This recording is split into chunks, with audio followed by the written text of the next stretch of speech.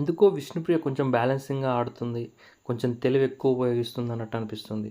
ఎందుకంటే మణికంఠ దగ్గరికి వెళ్ళి నేను కావాలని వాంటెడ్గా సెలెక్ట్ చేయలేదు, జస్ట్ ఎవరినో ఒకరిని సెలెక్ట్ చేయాలి, అక్కడ అందరు అమ్మాయిలే ఉన్నారు, బాయ్గా నువ్వు కనబడ్డావు కాబట్టి నేను సెలెక్ట్ చేశాను, కావాలని చేసింది కాదు, అండ్ నువ్వు చూడడానికి కూడా చాలా డీసెంట్గా ఉన్నావు అని చెప్పి మెల్లిగా పులిహోర కలుపుతుందా, లేదంటే నెక్స్ట్ టైం ఎలిమినేషన్ రౌండ్ వచ్చినప్పుడు తనను ఎలిమినేట్ చేయకుండా ఉండడం కోసం సేఫ్ జోన్గా మాట్లాడుతుందా అనేది క్లారిటీగా అర్థం అవ్వట్లే. చూడాలి ముందు తను ఏ పాయింట్ ఆఫ్ వ్యూలో మణికంఠతో మాట్లాడుతుంది అనేది.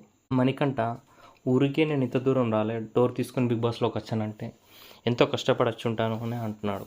మణికంఠే కాదు, అక్కడ ఉన్న రిమైనింగ్ కంటెస్టెంట్స్ అందరూ కూడా వాళ్ళ టాలెంట్ ఉపయోగించి అక్కడి వరకు వచ్చాడు.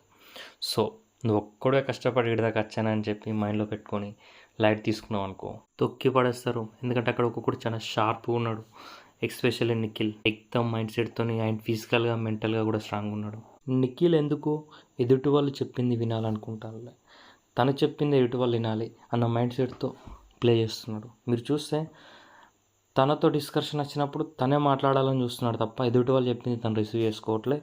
అండ్ ఎదుటి వాళ్ళు ఎక్కువ ఏదైనా చెప్పబోతుంటే దాన్ని కట్ చేసి అవాయిడ్ చేస్తున్నాడు ఆ వర్డ్స్ని.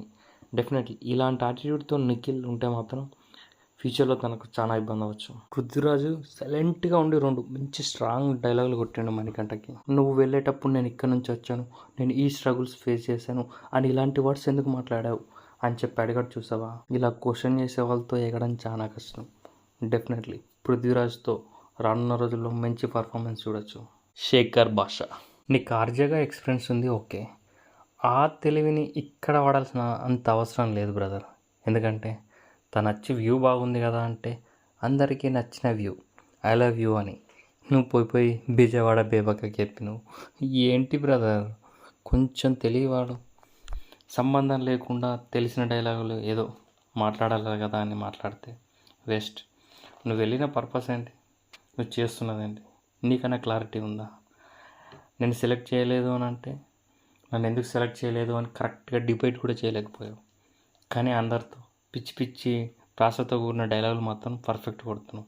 ఎందుకు? ప్రాసలు పక్కకెట్టి కొంచెం గేమ్ మీద గిట్ట ఫోకస్ చేస్తే శేఖర్ భాష డెఫినెట్లీ నీకు మంచి రిజల్ట్ అనేది వస్తుంది. టాప్ 5లో కూడా ఉంటావు, ఎందుకంటే నీకు మంచి పాజిటివ్ వైబ్స్ ఉన్నాయి బయట ఆడియన్స్లో. డెఫినెట్లీ కొంచెం గేమ్ గిట్ట బాగా ఆడడం ట్రై చేసావా 100% నువ్వు టాప్ 5లో ఉంటావు. నాకు చిన్న డౌట్, మేకప్ లేకుండా నేను కొంతమంది కంటెస్టెంట్స్ నేను గుర్తుపట్టలేకపోయా. మీరు కూడా అలాంటి ఎక్స్పీరియన్స్ చేశారా?